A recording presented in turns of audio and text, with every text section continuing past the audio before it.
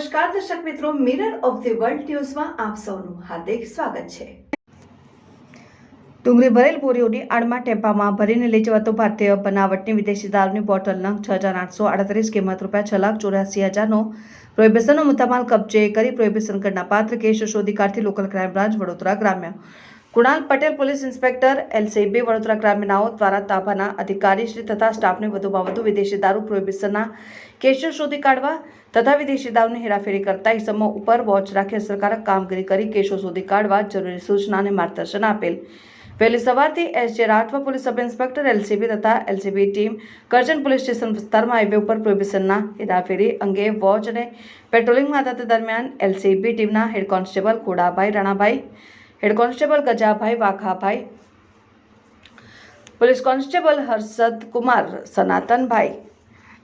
संयुक्तपणे चौक्कस बातमी हकीकत मिळेल के एक SML टेम्पा नंबर MH19CX0207 માં ભારતીય બનાવટનો વિદેશી દારૂનો જથ્થો ભરેલ હોય જે ટેમ્પો સુરત તરફથી ભરૂચ જઈ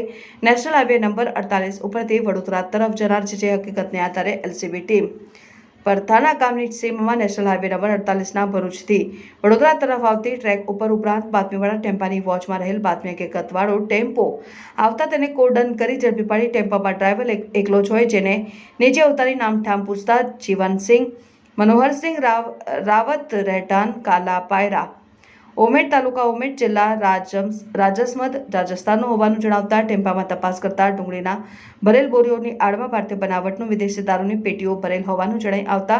બહાર કાઢી ગણતરી કરતા જુદા જુદા માર્કાની ભારતીય બનાવટની દારૂ બિયરની પેટી નંગ 165 જેની કુલ કિંમત